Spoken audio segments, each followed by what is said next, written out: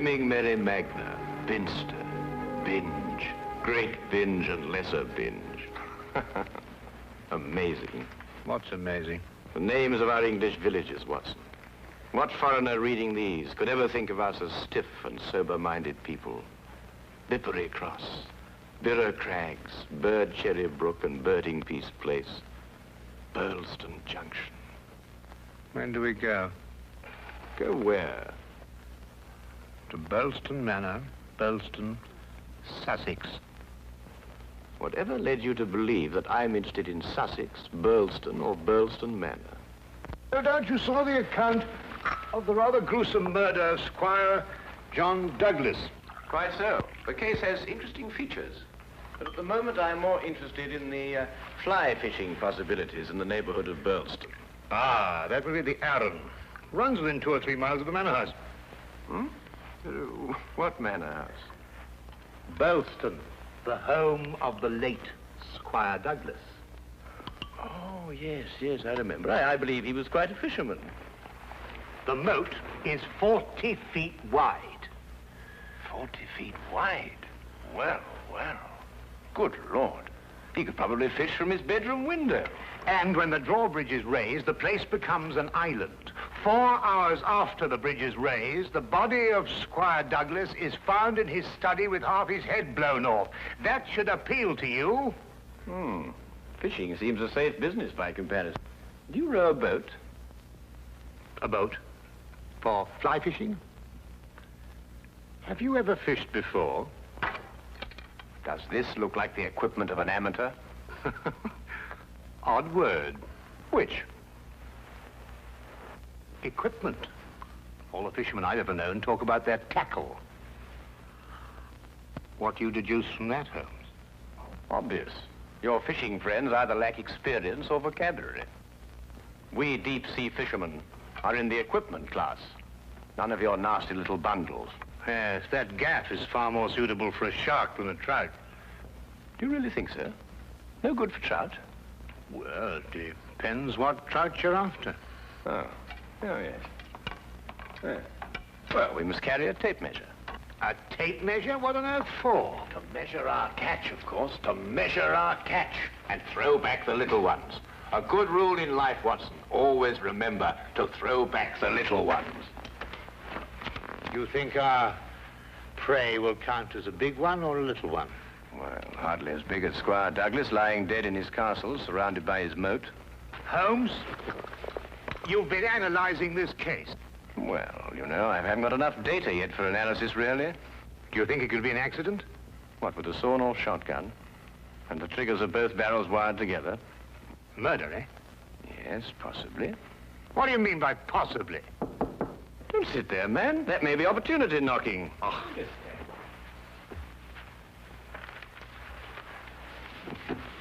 Come in.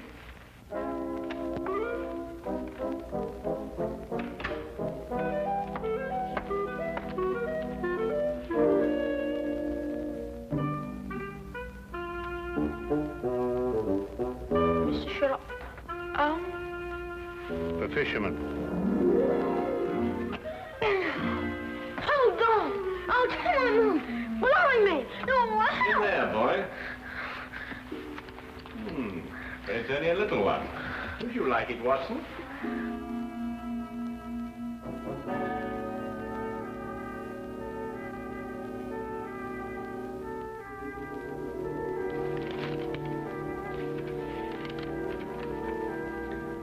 Would appreciate your view. Intriguing affair, Burlston Manor. Signed, Inspector MacLeod. Ha! Please, English, for I'm utterly baffled. Help. Hey, where is it? Where's what? Well, the tape measure, of course. Where is that tape measure? Holding the fiddle case together, sir. Fiddle? Violin case, boy. Oh, tell me, Watson, how are we off for trains? Trains? Ah, yes. Now, let me see. Burlston. Yes, now, that would be the West Sussex Littlehampton Bognor line. Now, there's a 10:15. Now, that doesn't stop. Of course, it's a 12:3. That will get us in at 4:2 or 4:7. I say, I'd forgotten, actually. Do you You'd say you can't remember whether it's 4-2 or 4-7. Come, Watson, you're slipping. Blimey. Does it keep all the times in his head? Where else, of course? We are a nation of railway pioneers, my boy. Like a great many Englishmen before him, Dr. Watson restricts his reading to the Bible, the Times, and Bradshaw's Railway Guide to the British Isles. Here, boy. Man of the March Hares, that's what you two are.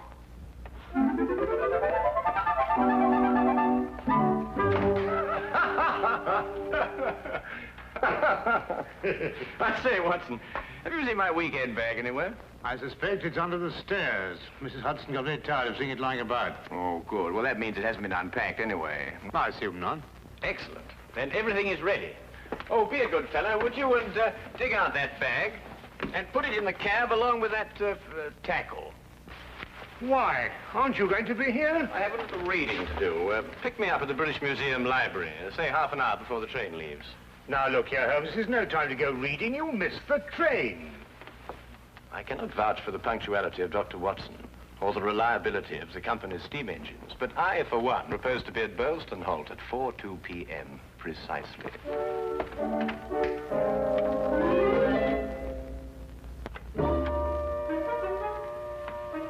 Or is it 4:07?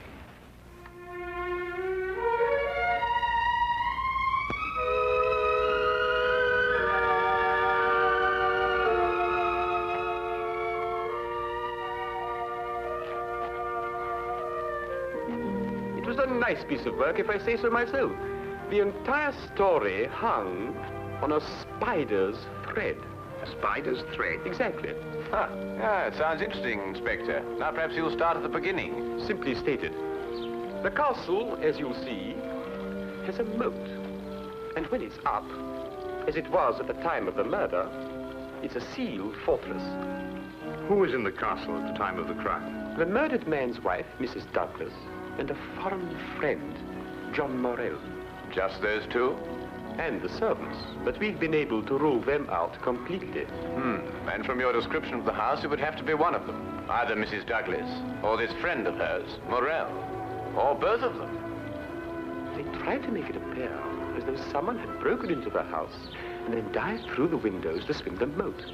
But you disproved it. Completely. How? I'll tell you when we get there. This murder weapon. A sawn-off shotgun, I believe.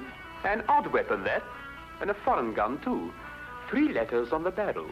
P-E-N. Aha, a larger P with a flourish over it, followed by a smaller E and N. That's right. Ah, the Pennsylvania Small Arms Company, the famous American firm. That's perfect. That's all I need. You mean you need additional evidence? Well, Mr. Holmes, every little helps, you know. Then your case against Morell is not complete. It's complete as far as... How did you know Morell is the murderer? How did you know? He has to be. Why? He's the only one who could be. Suppose I were to tell you that Morell is not your murderer. How do you know? Yes, Holmes, how do you know? Why didn't you arrest him? Well, He doesn't act like a murderer. Ah, he's too self-confident, eh? That's right. Seems to be daring you to arrest him. Yes. How do you know all this? Holmes, do you know this man Morell? Fascinating. Fascinating. The case has suddenly assumed the most astounding proportions and the most astonishing challenge, Watson.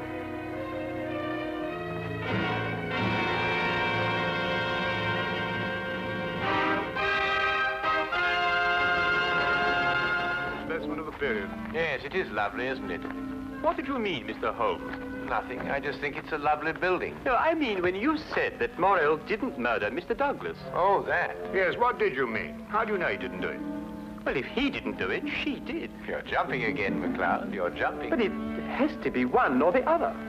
Does it really? What's he talking about? Well, don't you know? No, I don't know. If 2 people are in a sealed house with a murdered man, one of them has to be a murderer. That's common sense. Ah, but is it logical? What do you mean, is it logical? I don't know, but Holmes says that all the time. I was hoping you might be able to tell me.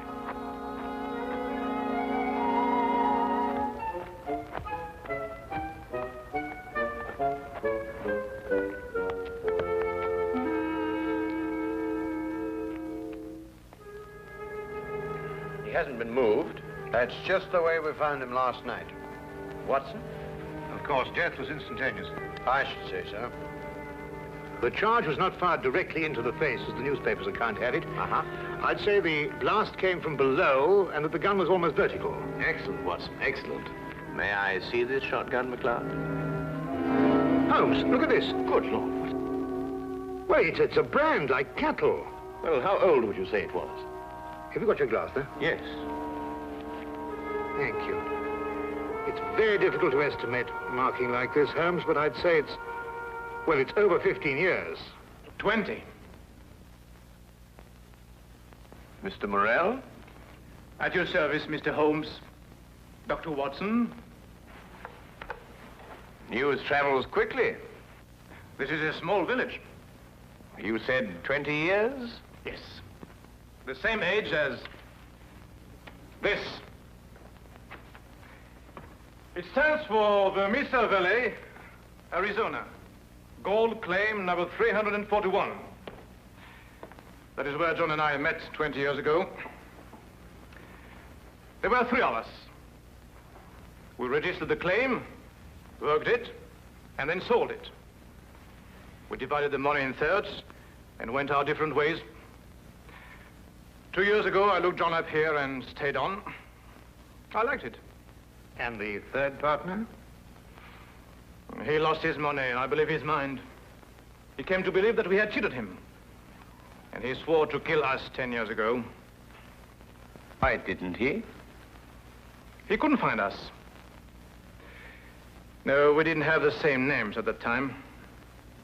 Do you think your old partner could have done that? I don't know, Mr. Holmes. I am not the detective.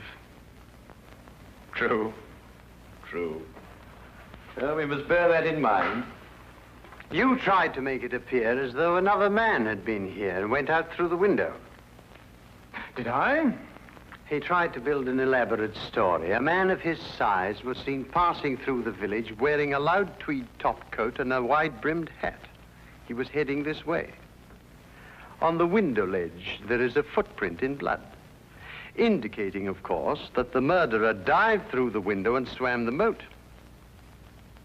But he didn't. How do you know? Because, Mr. Morrell, outside that window and just a few feet down is a very large and at least a month-old spider's web. Anyone jumping or diving through the window would have to pass through the web. And no one did. Well done, McLeod. Well done. A spider's web. The English police have the most amazing allies, I must say. Now that you have made your deductions, Mr. MacLeod, exactly what do they mean to me? For the moment, nothing. But I suggest you do not leave the castle grounds. And if I try to live?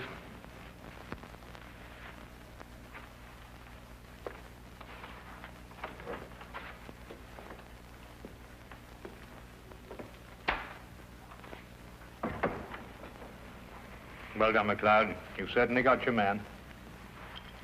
But I'm not rushing in to make any arrest. I'm going to make sure the case is iron cast. Oh, very wise. And what's the motive?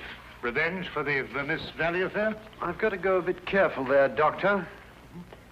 If you ask me, it's a case of, cherchez la woman.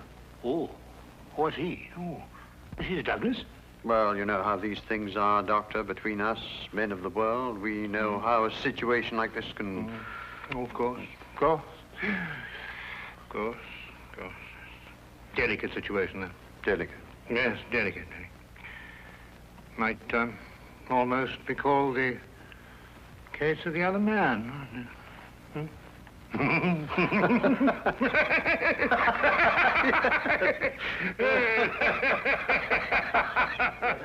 The other dumbbell.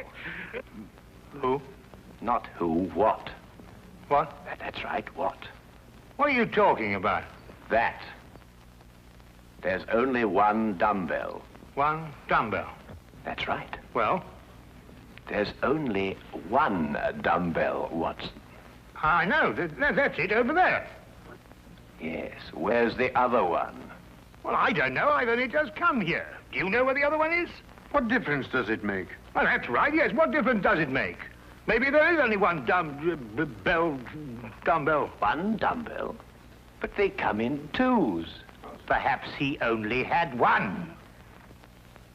Watson, do you mean to tell me that you can stand there, surrounded by all these athletic trophies, and suggest to me that such a man would only use one dumbbell? Well, what difference does it make? Yes, what difference does it make? Well, if you two are convinced that you can solve the case with the aid of a convenient spider, I'm going fishing. You're what? Oh, he's going fishing. He's brought his tackle. Why? To catch fish. Then I take it you're satisfied with my analysis of the crime. Find the dumbbell. Hang the dumbbell! You can't hang him until you find him. Who? The man who took the dumbbell. You've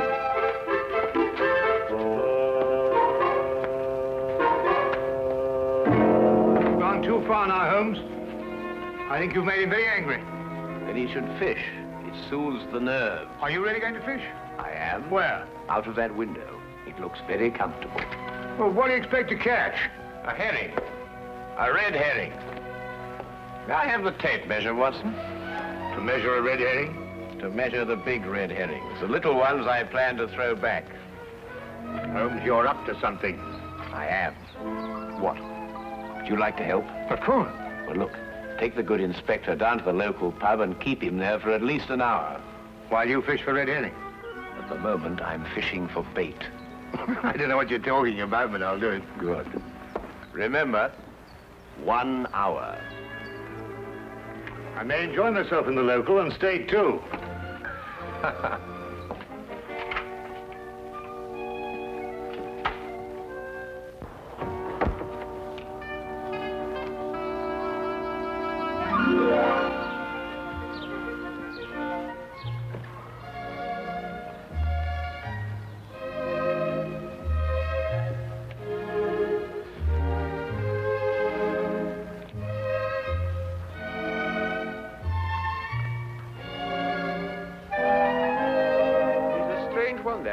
What do you think he's been doing? There's no guessing with him.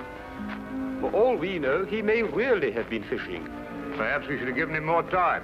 He's been an hour. That's all he asked for. Yes, that's right enough. Inspector MacLeod?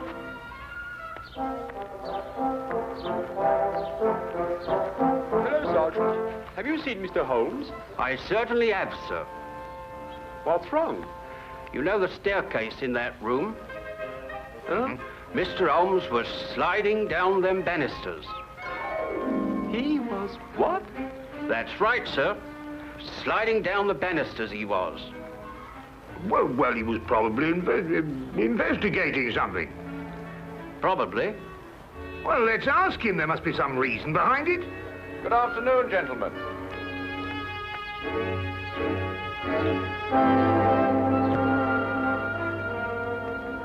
Go on. Ask him. Ask me what? Well? What have you been doing while we were away? Well, first I fished. No? And then I slid down the banisters. I told you. Why? Why not? Well, and you, Inspector MacLeod, are going to drain the moat. I'm going to what? Drain the moat. Empty it right down to the bottom. I can't do that. That's a major engineering job. Don't you realize that's a real river that runs round the house? Well, in that case, don't drain the moat, but tell everyone you're going to. And then what? Then we'll all meet back here in an hour's time. And see if we can find somebody pulling something out of the moat. Exactly. What? Red herrings. As mad as a March hare.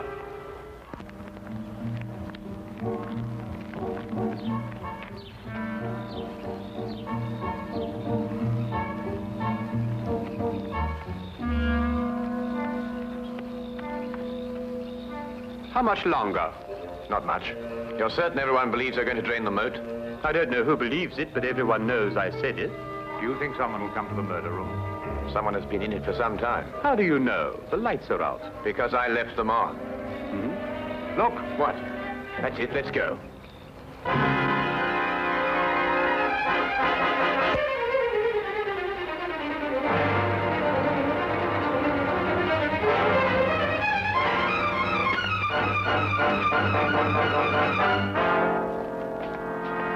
Oh, excuse me. What are you using for bait?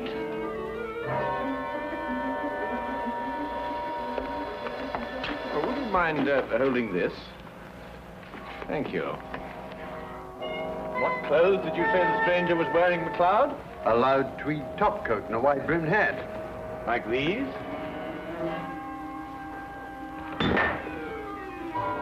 The dumbbell. Holmes, how did you know? When you're working near water, Watson, and a heavy object has disappeared, you may conclude, until you can prove otherwise, that it has been used to prevent some object from rising to the surface.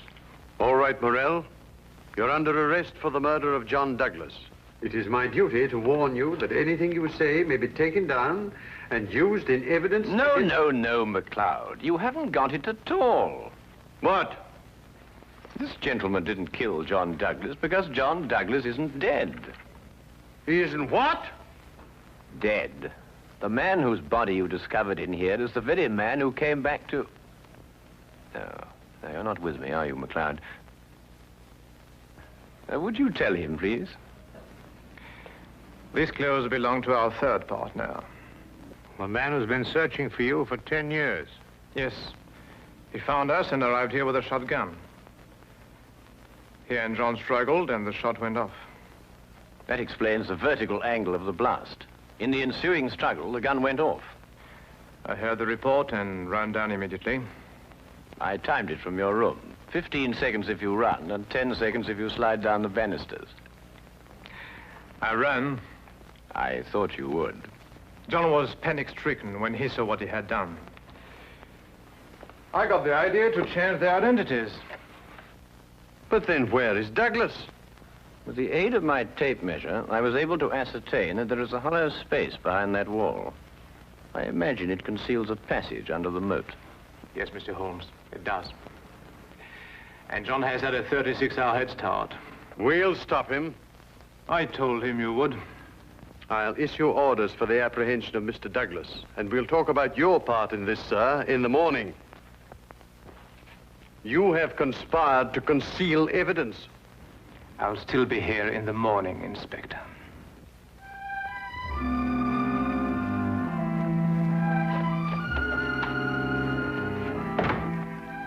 A very brilliant piece of deductions, Mr. Holmes.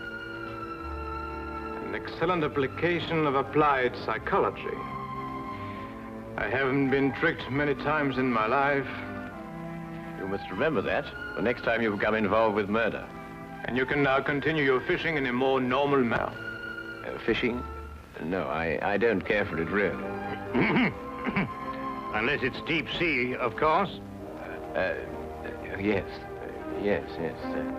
But in the absence of an ocean in the immediate vicinity, I think we'd better start back to Baker Street immediately. Well, now, there's a 9:13 or a 10:23. The 10:23 will hold us up at Tunbridge quite a while, but it waits to connect. Thank you, Mr. Holmes. Not at all.